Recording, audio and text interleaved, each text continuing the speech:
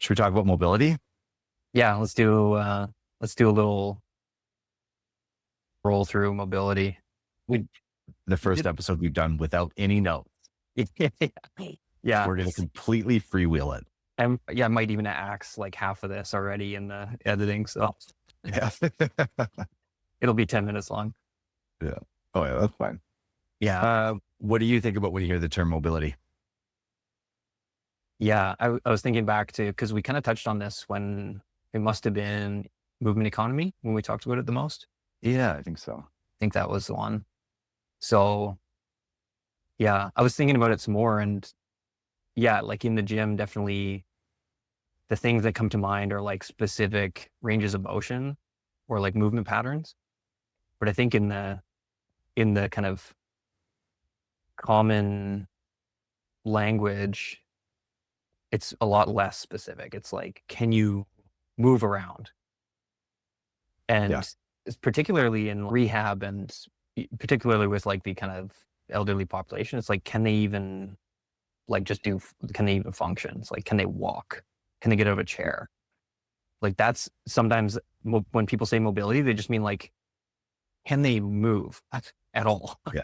Yeah. So I think there's that. Yeah. But I mean, that is kind of it, right? Like mobility is like movement ability, basically. 100%. Yeah. That test, I think it's called the Brazil test. Is that Mm. right? It's like, how many points of contact do you need to get off the ground? That's a good one. That's like a good true mobility test, right? Because you don't necessarily need to be flexible to score high on that test, but you do need good mobility. Yeah. Yeah. So it's, the ability to move your body effectively. And you can make that as general or as specific as you want, I guess. Right. And in the gym, it's like usually got more of a flexibility tone to it. Yeah. And then in other sport, it might be more of a athleticism type spin on it, right? Like Yeah. you mentioned football players, and their ability to move their body through space rather than specific joint ranges of motion necessarily. Yeah. Where I was kind of hoping to take this conversation was like the application of mobility. And I think we should stay specific to our specific kind of like group of listeners, which is going to be a gym population. It's going to be mobility specific to CrossFit. And you already mentioned, like, you didn't use these words, but static stretching, right? Like flexibility, tissue extensibility, joint excursion. And I think that's what most people think of when they think of doing mobility work. Like it's one of either long hold static stretching or lacrosse ball. I don't know how we're going to navigate all of the kind of like thoughts that I have, but maybe we can just start off on your opinions of static stretching for the CrossFit athlete. Probably not as important as most CrossFitters would think, but still definitely has a place. Mm-hmm. So definitely needs to be in there for somebody that is very stiff in the particular ways that limit any of the movements that we need to do. Mm-hmm.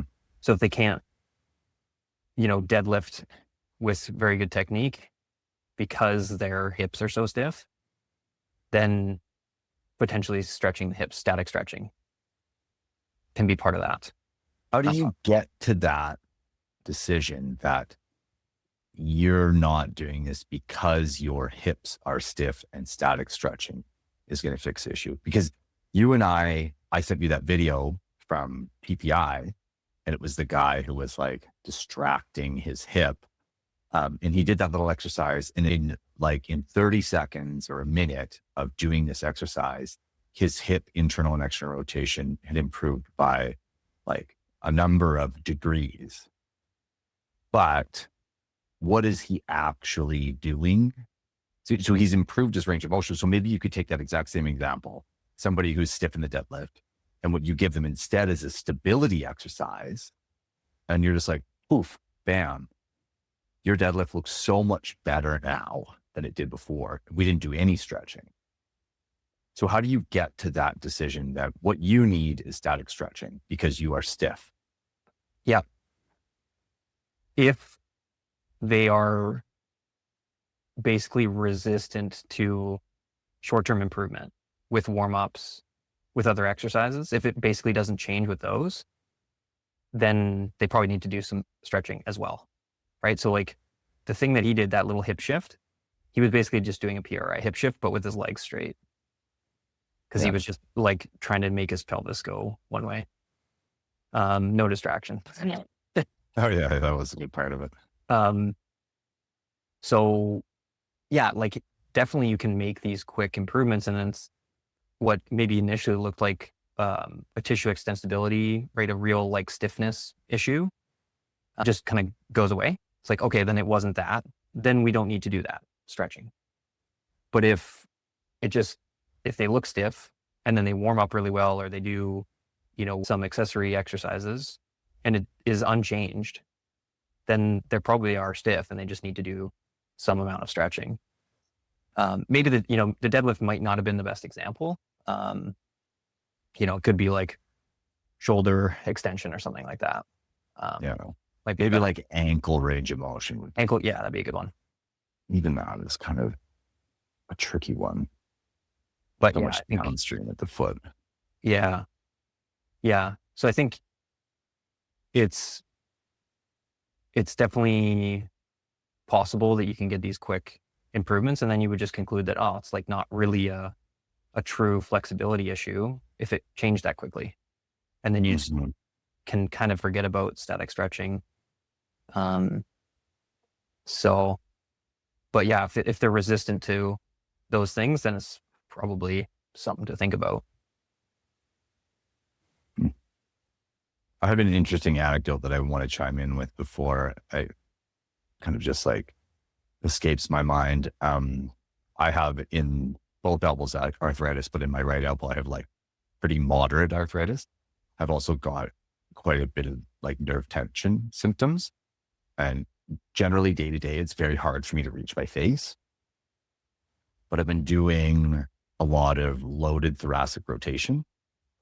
And for probably 2 or 3 hours following that exercise, I have almost no pain in my elbow, improved range of motion by like 10 to 15 degrees, and no nerve symptoms. And it's just so funny that we're on this conversation of mobility. And that's kind of one of the things that pops into my mind is like, I didn't stretch my elbow. I didn't do anything. But I've improved the mobility of my elbow with an unorthodox approach. So mobility is just kind of like, it's such a crazy topic for us to dive into on a hopefully 30-minute long chat. I'll come at it from more of my perspective as a coach, specifically a CrossFit coach, in that I believe the value in static stretching comes from variety in muscle contraction. Because what we're doing a lot of times when we train in the gym, whether, maybe we run, we do squats and deadlifts, bench presses, is we're kind of like, we've got a very specific range of motion and a very specific type of contraction that we're doing. And this broadens our capacity. So doing long static holds is this like low threshold, long duration muscle contraction, because your muscle is still contracting when you're in that state, whether it be eccentrically or isometrically. And it's just so much different. So in CrossFit, we want to try and be this like really inclusive athlete where we do lots of different things.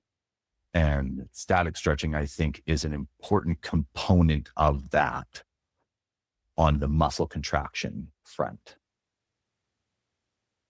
It's just adding a good dose of variety to our training. Yeah.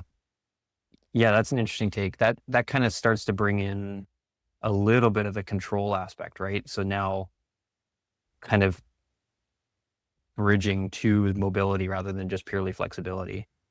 Mm-hmm.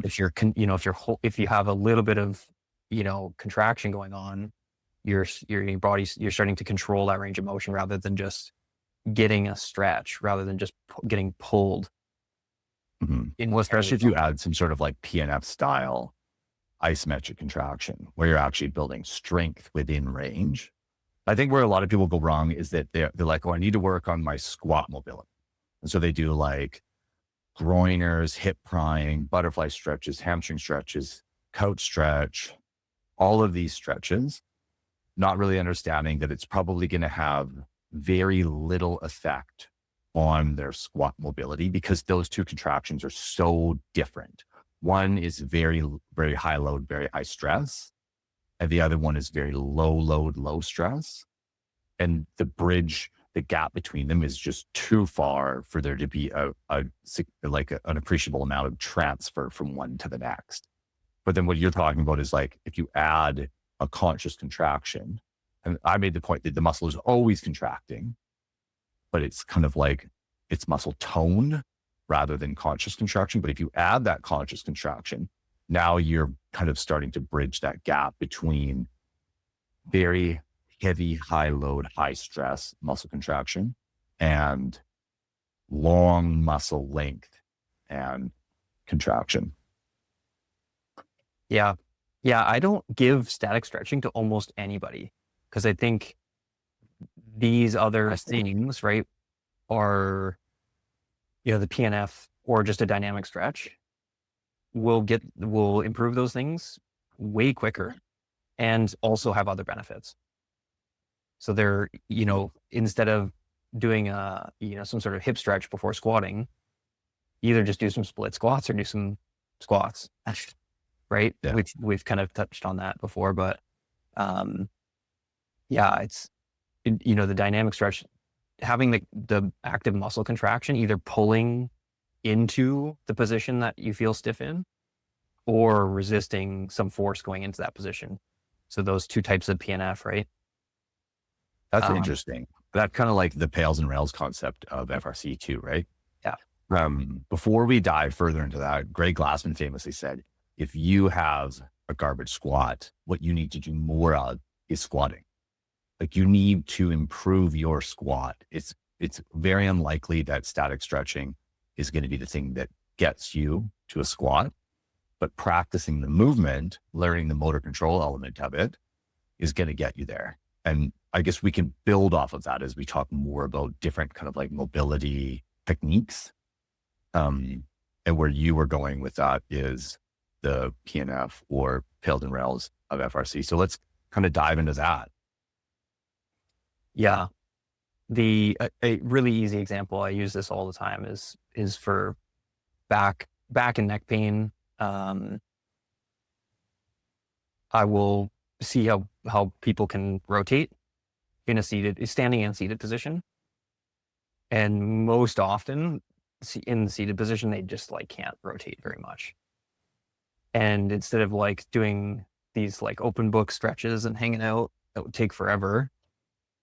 I put one hand on each shoulder on opposite sides, and then I just get them to push as hard as they can.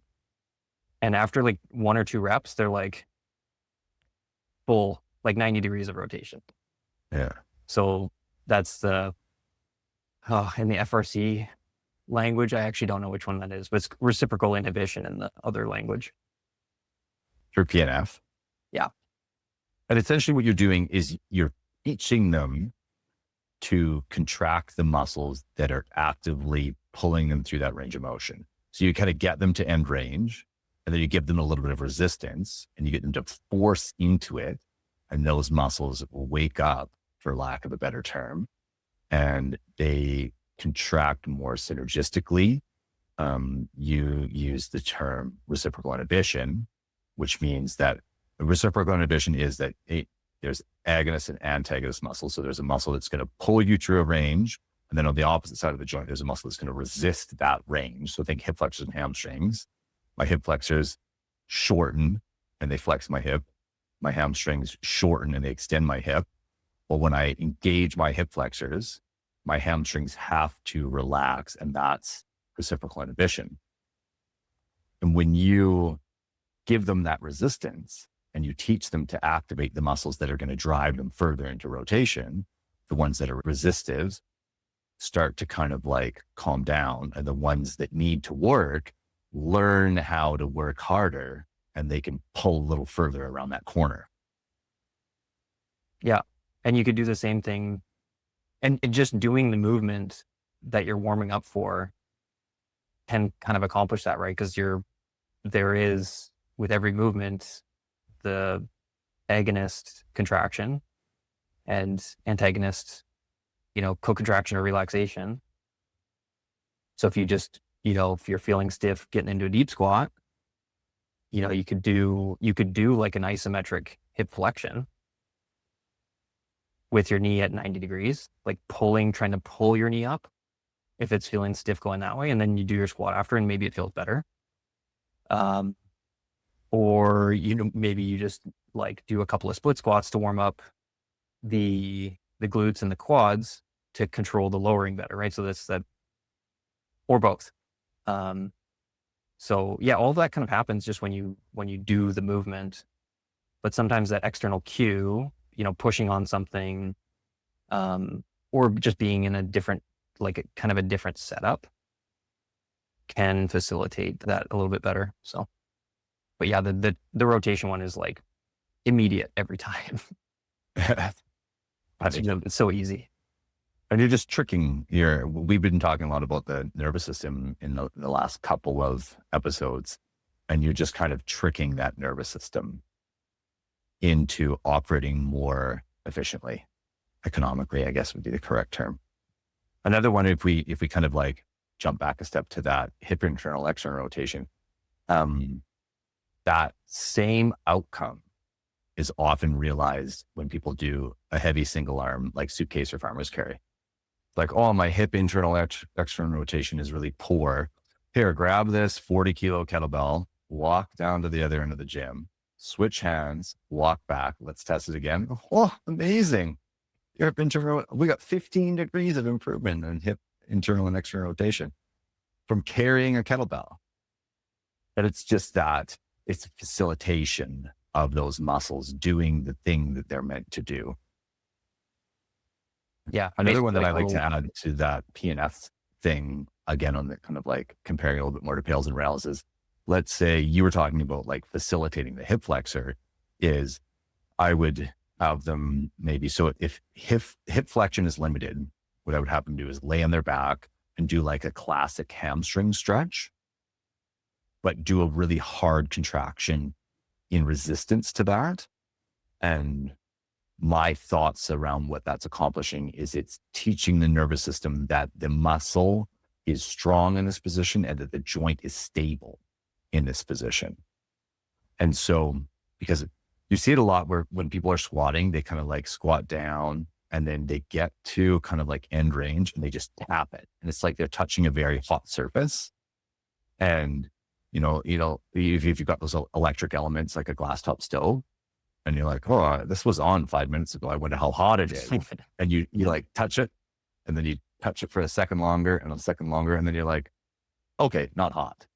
That's how I think about people's response to range of motion, is they like touch it. And if all they ever do is touch it over and over again, they're going to be convinced that it's hot, it's unsafe, it's going to burn them, it's going to hurt them.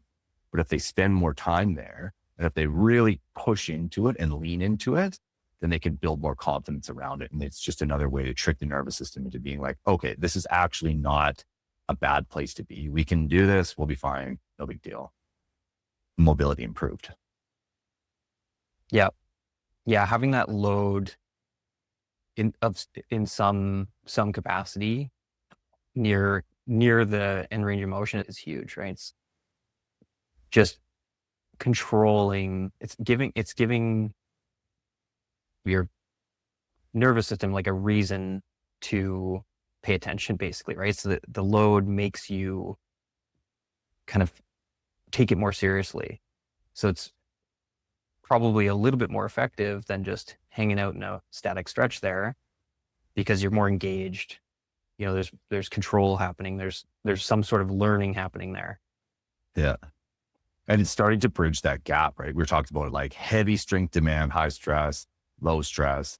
bridging that gap of something that looks a little bit more like what you're actually trying to do. Like if I just hold this really relaxed stretch, but if I add a little bit of tension, I'm getting even if it's like really non-specific movement, at least there's still that specific adaptation where I'm in a specific muscle length and I'm building strength in that length. One of the coaching concepts that I always come back to is muscles are strongest in the range that they are most commonly trained. And so if you do something over and over again, like making it simple, if you always do your bicep curls bottom half, you will be most strong in that position. If you always do your bicep curls top half, you will be most strong in that position. Where I really see it in CrossFitters is we're strongest at the bottom of pull-ups because we do so much kipping pull-ups and that's where the most amount of load happens. So you always see CrossFitters fail right at their nose like this because they're kind of like extreme load, extreme stretch, big pull, and then they just kind of float and they just give a little bit of a tug at the top and they're never really training that top range, but the bottom range because there's so much force put into it. So a CrossFitter can, they can do half their body weight to their nose and then to get their chin over the bar, their chest to their bar is like body weight maybe. It's funny how that specificity transfers to mobility and your ability to be strong through range is a definition of mobility. I'm only mobile if I'm strong through the full range, not the partial range. Yeah, strength is part of control. Controlling movement needs some amount of strength, and the more strength you have, the better you're able to control it, especially against external resistance or, internal resistance of your body or whatever. Yeah. And we see that muscles are strongest in the range and they're most commonly trained a lot with posture. People who sit a lot adopt this posture because their body feels strongest and most stable in that posture. It's not necessarily that posture is good or bad. It's always what I call a positive adaptation. So it's easy to hate on people's posture because they got it from sitting at a desk. But if you looked at a cyclist with like a really, really exaggerated kyphosis, you'd be like, oh, that's great cycling posture, right? They're so aerodynamic in that position. You're like, this is the same as this guy over here who sits at his desk all day long. It's just, you don't like when people get that posture from sitting at a desk, but it's revered when you get it from riding a bike for 500K a week. So that's an interesting kind of branch of this conversation too. Yeah. You get used to things, right? Like if you're sitting all day, you kind of get used to those positions, and some people better than others. Some people end up with a shitload of joint pain from sitting all day, but others will be most comfortable in that position. And then they won't be able to do, extension will hurt or like walking will hurt or whatever, right? Because they're used to sitting. Okay, we're getting derailed here. Mobility, static stretching. We're kind of bridging that gap to like PNF, FRC. I think the FRC CARS is an interesting branch of mobility. So CARS stands for controlled articular rotations. And what are we doing when we perform CARS? Well, I'm sure Andrea Spina would have a whole bunch more to say about that than I do. I think it's just a kind of another way to really explore and practice end range movement of a joint that you might not do otherwise if you don't do this specific kind of technique. So I'm sure he would have a bunch of like specific neurological benefits or words to say about it. But I think you're just, you should like intentionally moving and trying to control really end range positions of your joint.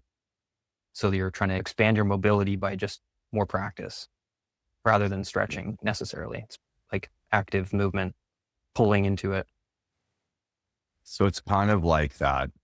It's bridging, maybe it's not like moving closer, but if we were to view this now as a 2D into a 3D, we're kind of like lateralizing across, where I pull my joint into an end range. I give a really aggressive contraction against that resistance. That's, like singular plane. But with these cars, I'm moving the joint through, like with my hip, it's got the ability to circumduct instead of just like a hinge joint, which goes forwards and backwards. Um, I'm training that rotation. So instead of just hip flexion, hip extension, now I'm adding the ability for the joint to rotate, but also abduction, adduction, and every degree in between. And I think that can be really a really valuable technique for CrossFitters, because they're practicing that like facilitation inhibition with reciprocal inhibition, or they're like getting used to contracting one side of the joint and relaxing it.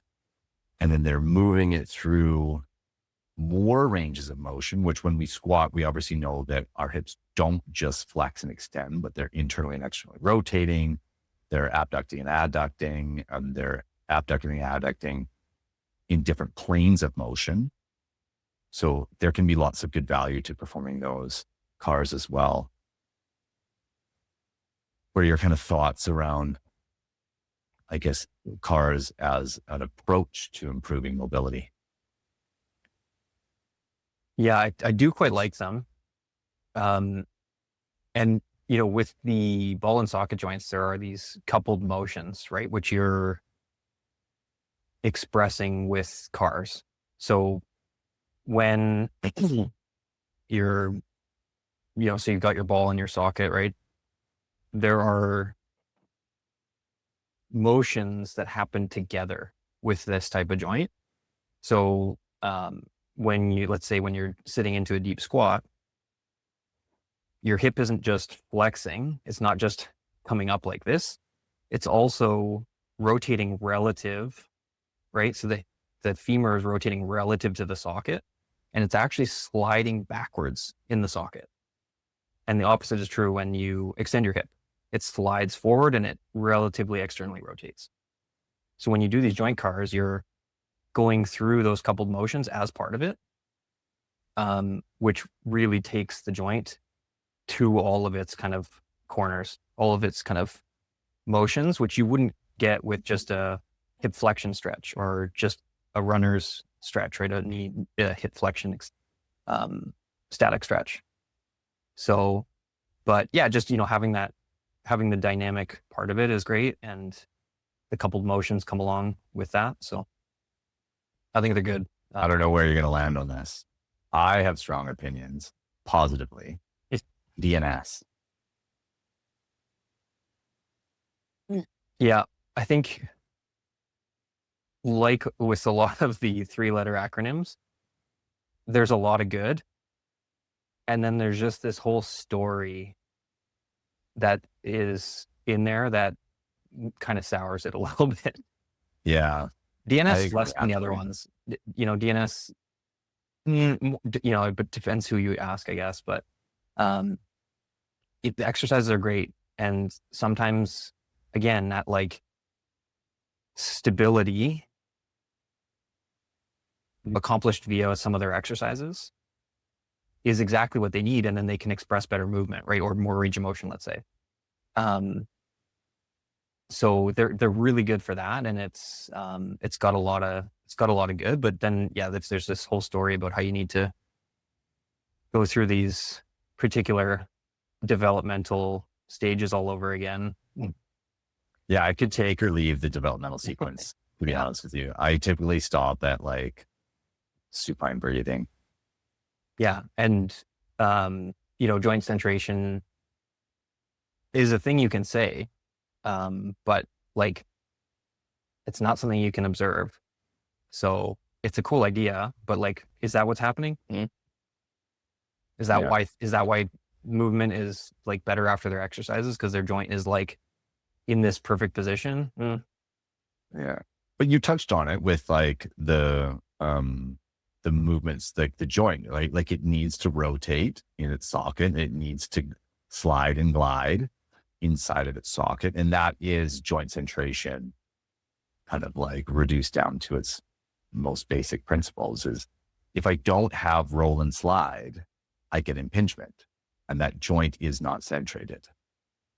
And I think that that concept of joint centration is really important. Pat Davidson had a really, really fantastic book. It's probably like a little bit on the kind of like living on that end of, is this stuff really all that necessary? But it was called, I don't remember what it was called. But one of the really cool statements that he made in that book was the position of the skeleton dictates the function of the joint. So like we've got these upper lower cross syndromes, anterior pelvic tilt, hate it or love it. If you are in anterior pelvic tilt, you are going to have limited hip flexion because you're already in hip flexion, right? So this position of your skeleton, if you are stuck in extension and you've got like a really wide infrasternal angle and rib flare, you are going to struggle with certain movements, specifically overhead movements, because the position of your thorax is driving the function of your scapulothoracic joint. Your scapula can only move in certain ways when your thorax is shaped like that. So I think if you kind of take all of those concepts and marry them together of like DNS and PRI, and what those guys teach, it can help you understand movement a lot better. But it does take, I think it takes many, many hours of study and thought to be able to collate all of these ideas into something that's actually usable. Yeah, no, I think, again, I think there's a lot of really great ideas, and it's maybe like a really great kind of starting point or some sort of model, but there's just a lot more to it that that you need to take into account. There's a lot of variation and complexity when you're actually dealing with a person, and there's a massive amount of uncertainty as well about what joints are actually doing, what positions are actually in. You can't really tell. You can see obviously global, postures and movement, but there's a lot going on that we can't, that we would like to be able to see, but probably can't.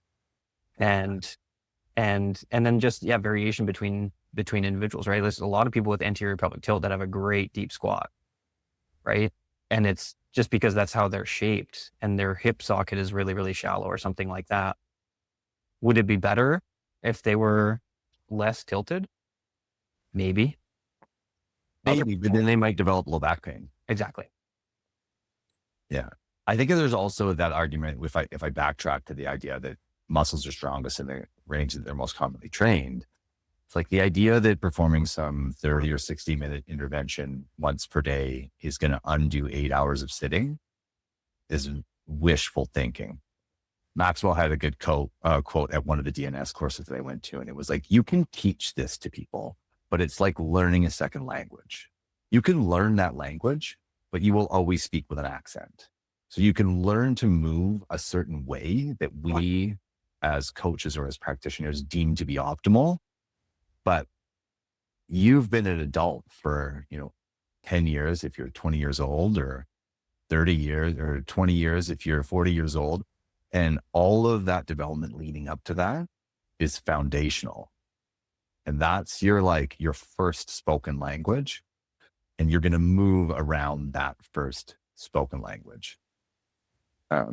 So we can improve movement quality and improve these mobility pieces, but it's going to take ongoing practice. It's just like, like you go through your Duolingo and you go on your trip to Spain or Japan or Brazil or whatever, and you speak Spanish or Japanese and Portuguese, and then you stop doing it for 6 months and you're like, I don't remember any of that stuff anymore. now I'm back to like 10 words in Portuguese. Yeah. It needs to be maintained. Sidebar, did you try to learn a little bit of Japanese before you went? Oh no, it was too hard, man. It was like being transported to another universe when we went to Japan. Yeah. It's just such a different language. Like the way that they say things, it's just like, I love those videos, those reels that you see sometimes where it's like, say these English words, like refrigerator, and they're just like, they just cannot get through it. I'm sure that's how I felt going there. Yeah. I would try and say Morgato or something like that. And I knew that they were like, this fucking guy, just say thank you. We know what you mean. Yeah. Yeah. But they're probably polite about it at least. Yeah. Not like other places. Sorry, derailed us again. But no, that the kind of the last points you finished on where I definitely use some of that language where improvement, right? Rather than necessarily like focusing on this optimal or specific, we think about maybe improving or going towards that rather than like, you got to get here, especially with like posture, and especially with posture in like middle-aged people where there's no guarantee I'm going to be able to change it, right? Like their joints might be fused in that position and I might not be able to undo that. So I definitely use, the language of, improving, changing, doing these things as a process rather than maybe like your spine needs to look like this or you need to get this squat depth. Even though I might be in my head, I have those, biomechanical physiological ideas, right? The DNS type principles are in my head when I'm thinking. I'm just not like telling them their joints need to be in a perfect position or whatever, centrated or, PRI stuff. Definitely don't verbalize that. Their AIC is tight. Your right lung is off. Oh, yes. Right. Your liver's sitting a little bit high there. Let's try and bring that down. Yeah. Okay. We've obviously covered a massive array of kind of like ideas. What do we think that CrossFitters should be doing to improve their mobility? First figure out what needs work, right? Some people don't need to work on it. It's probably fairly rare, but I think probably some people don't need to really work on it in the sense of like any type of stretching, any type of range of motion work. They maybe need to get stronger or just practice the skills. But there's definitely that case. How often do you see that? Somebody that doesn't really need to do any work on improving range of motion at all. Oh yeah. Probably more often than not. Yeah. So first kind of figure out what needs work, because it might just be one or two things. For me right now, I'm trying to hammer my ankle because it's really stiff. So every day stretching that just to try to get back to, a reasonable ankle dorsiflexion again. Yeah. So that first needs analysis. Yeah. Needs analysis for sure. I think that I'm more of a shotgun guy where I look at what will they like. There's like S tier, right? I think if you want to improve your mobility, you should do static stretching. You should do some sort of like PNF style isometric contraction, end range loading, pails, rails, cars. And you should practice movement specifically under load. Will you do all of that? I don't know, maybe. And then it's like, will you? No? Okay, why? Okay, so in a lot of cases, right, like that, the muscle is strongest in the range that is most commonly trained. So we see these people, they're doing wall balls, right? We're going to do Karen, and all of their wall balls are at parallel. Well, there's 150 reps that you're locking in as parallel squats. If you want your like deep squat to improve, you need to do Karen to a full depth. Some people just won't do that. They're just not interested in sacrificing the time on the whiteboard or making the workout that much harder than it needs to be. So we're like, okay, well, maybe practicing the deeper range of motion, even though I think that's probably what's going to give them the biggest ROI, is just not going to happen. So we just kind of set that aside. Like, okay, can you do static stretching? Yeah. Most people are pretty compliant with static stretching because it's easy. It's the easiest thing that they can do. They can scroll their phone. It's not hard. They just have to lay there and hold the stretch. Okay. Can you add then some isometric contractions to it and do some sort of PNF style stretching? Because that's going to be better than just doing static stretching. Okay, let's do that. Can you do like movement flow? Max Shank is a guy who has he does these 5-minute flows on YouTube. And that's something that I think would be orders of magnitude better than static stretching because it's active range of motion. So it kind of lives more towards that tails, rails, cars side of things, which then I think would flow into just like always training through a full range of motion. So every back squat, every front squat, every overhead squat, every shoulder to overhead, every air squat, wall ball, goblet squat, whatever you do is always at the maximum of your movement capacity. That's like the S tier, plus static stretching, plus all of the kind of like other pieces that go into it. And then we would just progress along a gradient of like, how close can we get you to doing this? If all you're willing to do is static stretching, then let's just do that. It's better than nothing. And there's certainly some good benefits to it, right? Like I'm sure your tissue quality is going to improve. Your nervous system is going to be happier. It's going to be relaxing, and then start layering on elements that look more specific to the task that you're actually going to do. Right. I think at the very, very, very bottom of that, I would put lacrosse ball foam roller. I think it's the least specific and you're going to get the lowest ROI. You might get some like really short-term transient improvements from doing that stuff. But it's going to be transient. It's going to be gone in minutes to hours. Unless you're doing it, realizing that improvement, and then using that immediate improvement to then train the movement itself so that you can access more range and add some intensity to it. But I think that's at the lowest tier of what you should be doing. Yeah. Yeah, I'm on board with that.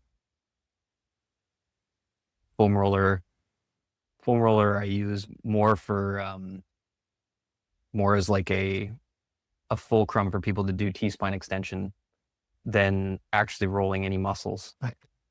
Yeah, it is actually pretty good for that. It's good for that. And you can do like heavy like pullovers over it, and it kind of like loaded T-spine extension. Again, introducing load, introducing movement rather than just smashing a muscle. Although, for some people, that's all they're going to do, right? Is just smash it with a ball or a roller, and they might get some benefit. Yeah. Theragun? Yeah. Maybe even worse. Yeah, I agreed. Because it's fucking so lower than a snake's belly, man. That thing is garbage. It's so mindless, and it's so light too. Like putting your body weight on top of a foam roller or a ball is a fair amount of pressure, and it's probably going to do a little more than this little thing that's just like, it's so light. Yeah. And people are doing it while they're on their phone. They're not even thinking about, doing anything at all. So, in terms of that, yeah, dog shit. But I think for a little bit of pain control, it has some value. Oh yeah. Yeah, I can see that for sure. Yeah. Yeah. Do you think that gives listeners like a bit of a protocol that they should be following? Yeah. Yeah. I think there's a lot of pieces there, but you can do almost all of that just as a little warm up, and it's probably not much different than what they're already doing, right? They're probably already doing a little bit of a stretch, They could make it maybe a little bit more dynamic. You could have, you know, a little bit of load on top, or do an isometric contraction in the bottom of your stretch. And that would be that little bit improvement, right? It's all the things that you said. But yeah, I think people are probably already doing a fair bit of that, and they could just maybe put a little bit more thought into it and make it a little bit better with some of these concepts. Agreed. Quick review on what the concepts are Okay. before we log off. Yeah. So static stretching, right? Just like pure tension on the muscle, kind of relaxed. That's, pretty low level. It's going to take a long time for that to work, really. Add a little bit of contraction makes it a little bit better. So either pulling into the range of motion or resisting gravity or external load pushing you into that position. Two directions. So if before we move ahead, let's say I'm doing a hamstring stretch. I lay on my back. I got one leg stretched out on the floor. I put a band over my foot and I pull it up. I'm going to pull myself into a stretch, and then I'm going to actively pull my toe towards my head or then push back into the band. So I'm actively contracting my hamstring or actively contracting my hip flexor, right? Yeah, and you can do both in alternating, and that's great. And you're just building that connection, that control of those deep ranges of motion. And then one step further, add a little bit of load or a lot to that, to those end ranges, either pushing you into it or pulling you into it. And that was that it? So one more? The cars. And then the cars, right? Yeah. Yeah. So getting those a little bit more kind of dynamic, a little bit more broad ranges of motion, the coupled movements of the ball and socket joints. Yeah. And you can even, I don't think it has to be limited to the ball and socket joints. So we think about the elbow. Yeah. It's a classic hinge joint, but there is rotation at the forearm and a little bit within the elbow. There's rotation in the knee. There's 5 to 15 degrees of rotation at the knee. Maybe for some people, 20 degrees of rotation at the knee. Yeah. Yeah. There are coupled movements at all of these joints. There's just more movement at ball and socket joints, but yeah, like the hinge joints have roll and slide as well. So when you bend, it slides in the other direction or vice versa, depending on which one is convex and which one is concave. If you could only prescribe one, what would it be?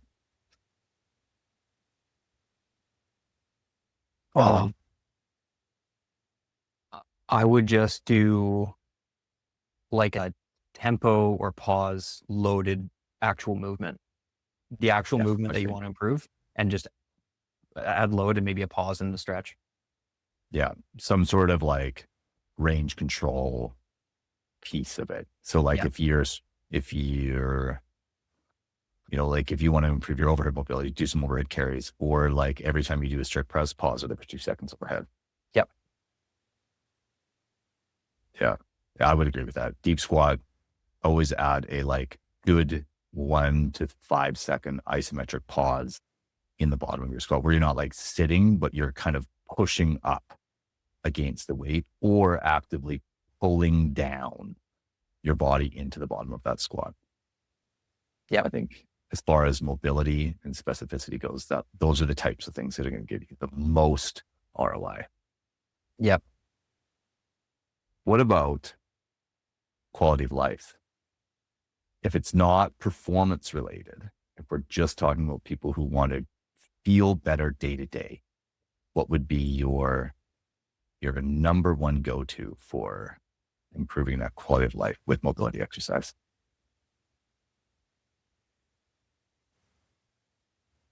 That's a tough one.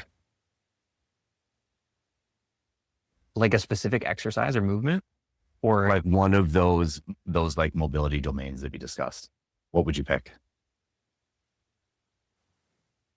I probably would do kind of the same thing, but with a specifically like a deadlift variation. Oh, Um, yeah, I think that's probably what I would do. Like a reasonably heavy loaded like RDL. You get a good stretch. You're working your back, you're working your hips, upper body's working isometrically. So I think it has a lot of benefit, and you get that little bit of extra range of motion from the stretch. so you would stick with like strength training. Yeah, I would stick with a something heavy kind of tempo maybe. Yeah. All right. I'm going to kind of default to your prescription because I feel like you've got more kind of like expertise in the space, but I'm going to add just what I would have said, which is cars.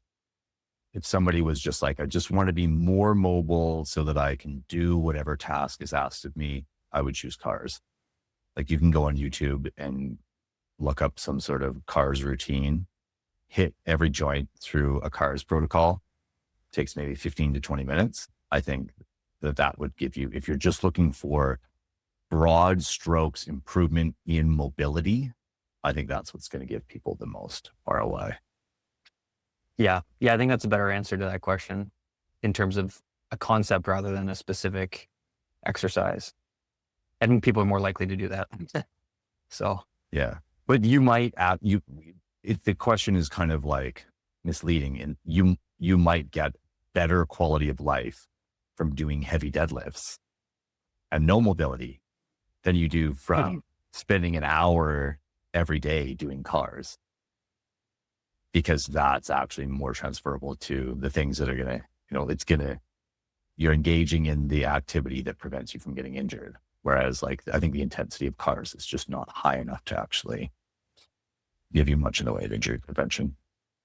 yeah. But I think that you'll feel more like limber and loose, and like you have access to more range of motion, even if you're not as strong overall or in that range of motion. Yeah. Yeah. I think that's a good summary. Okay. Let's wrap it up. I got to go. Sounds good. See you tomorrow. Yeah, man. Sweet. All right. I got to go. Talk to you later. See ya. Bye.